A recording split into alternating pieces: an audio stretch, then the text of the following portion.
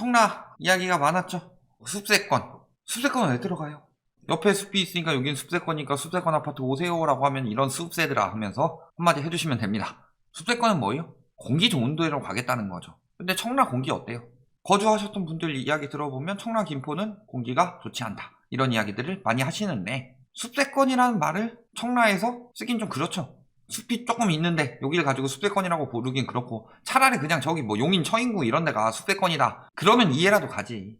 요건 좀 오바고 대단지, 개발 호재, ESG 아파트라고 뭐 이런 식으로 이야기하고 있는데 청라 이야기가 나오고 있습니다. 청라가 물론 스타필드 청라나 7호선 청라 연장선 등 개발 호재를 갖추고 있는 것은 맞다. 사실 스타필드가 뭐 엄청나게 집값을 올리는 영향을 주느냐, 요거는 그냥 거기서 붙여먹기 용이고, 요 스타필드에서 직장 수요들이 얼마나 나오느냐, 요 사람들이 청라에서 거주를 하느냐, 요게 핵심인데 이분들도 가능하면 거주를 하고 싶겠죠. 장기 근무를 하시는 분들은. 그런데 가격을 너무 띄워놓으니까 사실상 힘들죠. 여기서 아무리 연봉이 잘 나오면 뭐해. 집값이 미쳤는데.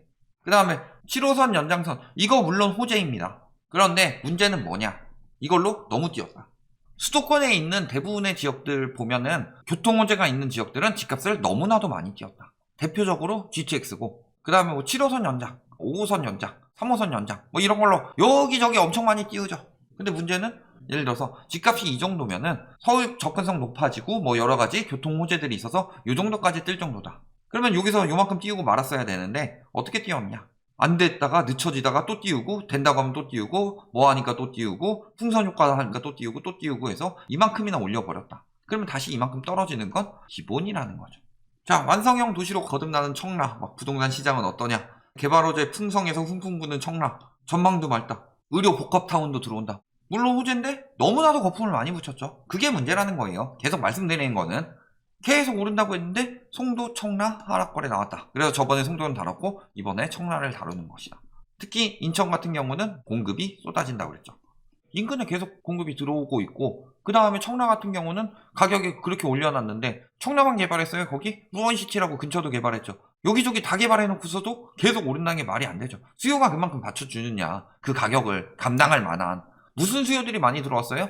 엄밀하게 말해서 청라에서 평생살 수요들이 많이 들어왔냐? 물론 어느 정도는 들어왔겠죠? 그런데 대부분은 뭐예요? 청라 신도시 들어오고 개발 호재 많으니까 집값 오른다는 얘기 듣고서 서울 지금 도저히 못 들어가고 청라에서 살아서 몸테크 하면서 혹은 아파트 분양받아서 분양권 투기나 갭 투기 하면서 시세 차익 남겨서 상급지로 이동하겠다, 이런 사람들이 많은 거죠. 그런데도 계속 오른다. 뭐 이런 이야기를 하고 있으니 그 호재로 그게 다 들어차느냐도 문제인 거고. 그러면서 지금 인천 전반적으로 보면 어때요? 지금 청라 뭐 1억 원 넘게 하락했다. 요것만 보여주는데 자세히 한번 볼게요, 이따가. 그리고 뭐 1년 2개월 만에 사자에서 팔자로 바뀌었다. 매매 수급 지수는 마이너스로 떨어졌고 매물 적체 중이다. 인천 전반적으로 추세가 그렇다. 송도, 청라는 더 위험한 게 거품이 신도시이기 때문에 그 전부터 많이 쌓였죠. 그리고 검단 같은 데가 뒤늦게 들어간 거죠. 검단은 뭐 미분양 관리 지역이었는데 갑자기 뭐 풍선 효과니 뭐니 해가지고 인천 엄청나게 뛰었어요. 그런데 작년에 제일 경고 많이 한 데가 인천하고 수원이었죠. 왜냐면 공급이 많은데. 그래서 분양가 띄우기를 하려고 언론에서 저렇게 띄워주고 있는데 거기를 비싸게 들어가면은 공급 폭탄 들어오지 않겠냐. 이 경고를 굉장히 많이 들었었고, 그래서 그것이 현실화되어 가고 있다. 그러니까 서울, 경기, 인천 수도권 중에서 가장 타격을 먼저 입고 있는 데가 어떻게 따지면 인천이죠. 과열된 인천 집값, 내 집 마련 신중해야 한다. 12월 27일에 있다는 이야기를 하고 있다. 경고를 해서 막아야 될 게 있고, 예를 들어서 그렇게까지 위험하지 않은 거. 야, 자전거 타면 위험해. 그럼 자전거 몇 번 타보다가 무릎도 몇 번 까져보고, 그런 건 경험을 통해서 몸에 각인해도 괜찮죠. 그런데 예를 들어 염산을 마시면 죽는다, 이런 거 같은 경우는 굉장히 위험한 것이기 때문에 마시기 전에 경고해야죠. 염산을 벌컥벌컥 한 병 다 비웠더니 야, 염산을 마시면 죽어. 그 뒤에 경고하면 뭐하냐. 그런데 집이라는 것은 굉장히 의식주 중 중요한 것 중에 하나임은 물론이거니와 엄청나게 큰 돈이 들어가죠. 그래서 보통 내 집 마련을 한 사람들은 최소 10년 이상은 빚을 갚을 생각을 하고 들어가야 된다. 정상화된 시장에서도 일반적이라면. 그런데 지금같이 거품이 많이 낀 시장에서는 30년을 갚아도 힘들죠. 30년을 갚고 30년 동안 거의 거지같이 살아야 되죠. 그런 상황에서 한 번 잘못 사면은 인생 말아먹는 거죠. 그런데 위험하다고 경고를 안 하다가 떨어지니까 경고한다. 그게 무슨 경고예요? 염산 마신 뒤에 죽는다고 경고하는 거랑 다를 게 뭐냐. 가계 자산 지금 엄청나게 늘었고, 그 중에서 부동산 자산 규모가 굉장히 많이 늘었고 전체 자산의 73%를 차지한다. 근데 소득 증가는 1%도 미치지 못한다. 이걸 늘 경고 드리는 거죠. 화폐 가치 하락, 그래서 실물 가치 상승, 그래서 집값 상승, 이딴 이야기를 하는 인간들이 있다. 물론 틀린 얘기는 아닌데 어설프게 알고 있는 거죠. 화폐 가치 하락 이상으로 가치가 상승한 것은 거품이라고 하는데 아직도 그딴 이야기를 하고 있다. 여기서 드러내고 있죠. 가구 소득 증가는 1%도 못 미치는데 부동산 자산 규모는 14.8%가 증가했다는 것은 15배 이상의 거품이란 소리예요. 그런데도 집값은 더 오른다. 심지어 어떤 식으로 이야기를 하느냐, 화폐 가치 하락을 나타내는 게 물가죠. 물가가 2% 상승했는데 집값은 15%가 상승했다. 그렇다면 요건 거품이죠. 소득이랑 물가보다 상승률이 높다는 거는 거품이에요, 거품. 물론 다 거품이라고 무조건 이야기하는 건 아니에요. 예를 들어서 엄청난 기술 개발이 돼서 그게 정말 미래 가치가 있다, 그런 것의 경우는 거품이 아닐 수도 있죠. 그런데 이런 건 거품이죠. 부동산이 무슨 미래 가치가 있어요. 부동산 같은 경우는 그냥 가지고 있고 감가상각 되는 거고, 감가상각 심하게 됐을 때 때려 부수고 재건축하는 건데, 그런데 물가 2% 올랐을 때 집값 15% 올랐으면 거품이다 라고 말하는 게 일반적으로 전문가라는 사람들이 해야 되는 말인데, 물가 2% 올랐는데 집값 15% 올랐으니까 10년 뒤에 물가 20% 오르면 집값은 150% 오를 거다, 이딴 이야기를 하고 있다. 그들이 말한 대로 화폐 가치 하락에 따른 실물 가치 상승으로 장기적 우상향한다, 그거랑 전혀 위배되는 말이죠. 이렇게 말도 안 되는 궤변을 늘어놓고 있는데도 부동산 거품에 눈이 돌아간 부동산 불패 심리를 가지고 있는 광신도들은 믿습니까? 하면은 예 믿습니다, 믿습니다 하면서 따라가죠. 그 결과는 어떻게 된다? 폭망이죠, 폭망. 그러면서 이제 얘기하고 있어요. 금리 인상이 예견되는 상황에서 12월 돼서요. 금리 인상은 언제부터 말씀드렸어요, 저희가? 코로나 터질 때부터 저금리는 오래 갈 수가 없다라고 이야기를 했고, 언제부터 경고 들어갔냐? 20년 8월부터 시중금리가 상승세로 바뀌고 있다. 시중금리가 상승세로 바뀌고 있다는 것은 금리 인상이 머지 않았고, 금리 인상이 되지 않더라도 시중금리는 계속 올라가고 있기 때문에 기준금리만 믿지 말고, 기준금리 안 올리더라도 시중금리는 계속 올라갈 수밖에 없다. 이미 은행권에서 대출을 회수하려고 하고 있다. 왜냐하면 바젤3 적용 기준에 맞춰서, 바젤3 어렵게 생각할 필요 없어요.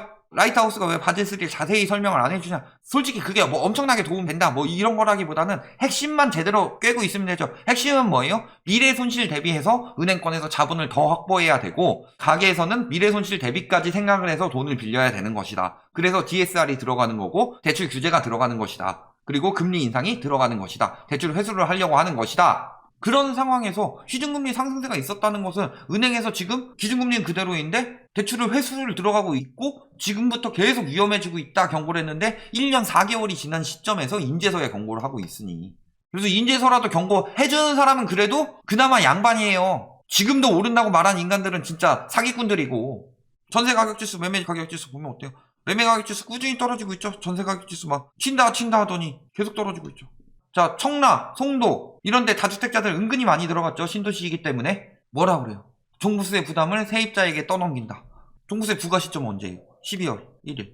고지서 날라간 게. 그래서 11월 말부터 이야기를 했죠. 근데 11월 말부터 어때요? 전세가격지수 계속 떨어지는데 무슨 세입자한테 전가를 해요.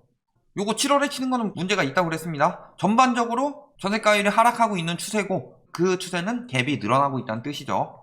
외지인들도 들어오다가 작년 말부터 안 들어오기 시작하죠, 확실히. 그리고 법인들 열심히 뭐 매입하고 있는 것을 1억 미만 갭투기 단타 들어가는 거고, 그러면서 매도도 하고 있는 거고. 근데 전반적으로 활발할 때에 비해서 많이 축소됐다. 청라 매매 거래 현황 어때요? 약속에 6월 박살났다가 7월에 갑자기 늘어나고, 그 뒤에 8월 74건, 9월 33건, 11월은 신고기간도 거의 끝나가는데 17건, 8건. 하락 비중은 10월에 51%였는데 11, 12월 합치니까 60%로 늘어났고. 한양수자인 레이크블루 안 유명해요. 여기 청라에서 굉장히 유명한 단지죠. 4억 3천 떨어졌죠. 청라 더샵 레이크파크 2억 1천 떨어졌죠. 청라 자이 2억 3,800.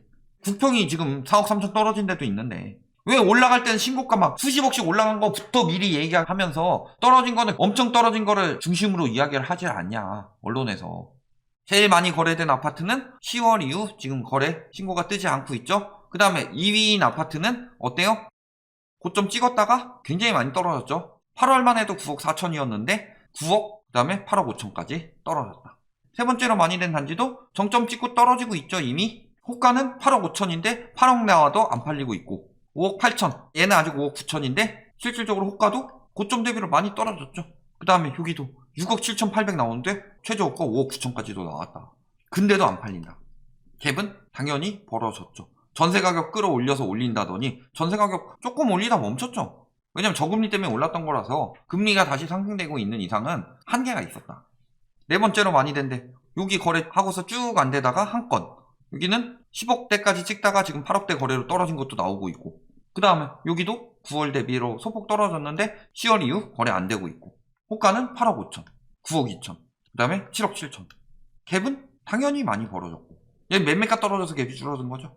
여기 전세가 막판에 좀 끌어올리긴 했는데 한계가 있죠. 이미 갭이 지금 4억 6천, 3억 6천, 3억 7천, 이 정도 갭으로 누가 사냐 들어가서.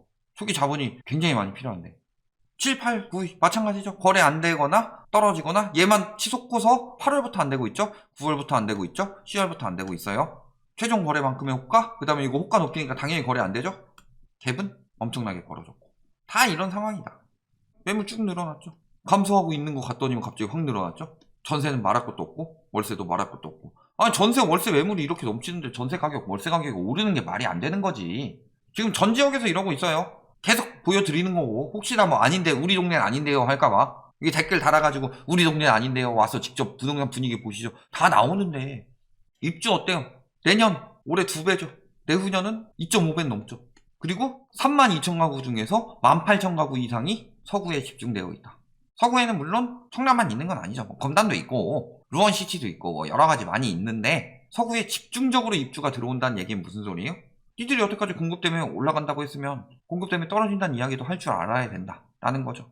결론, 저번에 송도 했고 이번에 청라 다뤘는데, 송도 청라만 그래요. 검단 영종도 같은 경우는 사실상 뭐 여기는 뭐 실수요들 들어가기도 힘든 위치고, 뭐 청라 옆에 루원시티 이런데 다 지금 속았다.